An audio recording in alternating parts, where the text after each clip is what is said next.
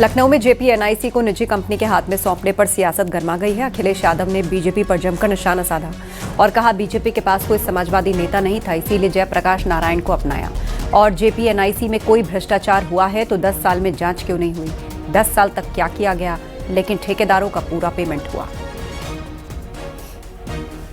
जो ठेकेदार थे उनको पूरा पेमेंट किया गया है, पूरा पेमेंट हुआ है उनको।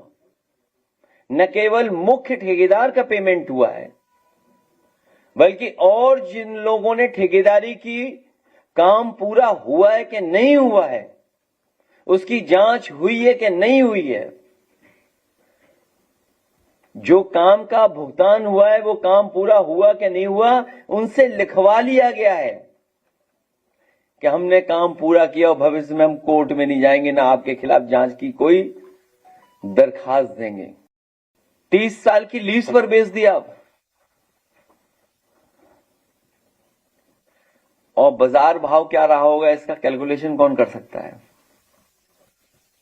कोई कैलकुलेशन तो होगा।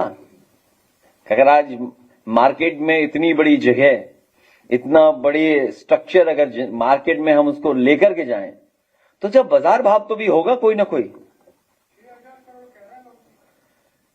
अगर बिल्डअप एरिया जो अगर 10 लाख स्क्वायर फीट है तो लगभग 6000 करोड़ की कीमत का बन गया ये। 6000 करोड़ की चीज,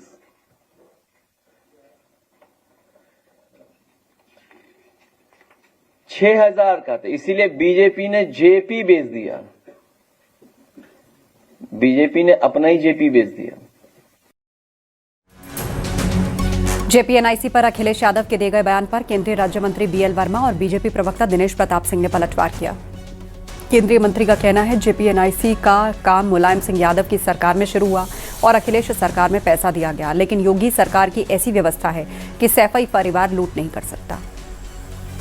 तब में हुआ कि भ्रष्टाचार चूंकि समाजवादी पार्टी के शासन में रहे हैं तो उनको दिखाई पड़ता हुआ हमारी भारतीय जनता पार्टी की सरकार, चाहे केंद्रीय सरकार हो या यूपी की सरकार हो, यहाँ पर भ्रष्टाचार की तुलना अपनी सरकारों से देखेंगे तब उनको याद आएगा कि ये ईमानदार सरकार है। लेकिन नियम संबद्ध जो काम होता है वो होता रहा है और माननीय अखिलेश जी को भाजपा की सरकारों का विकास दिखाई नहीं पड़ता, तो इसलिए उन्हें विकास देखने का चश्मा एक बार लगाना चाहिए।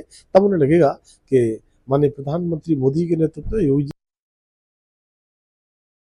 लेकिन आज भी इसको फंक्शनल बनाने के लिए 200 से 250 करोड़ रुपए की आज भी और आवश्यकता है।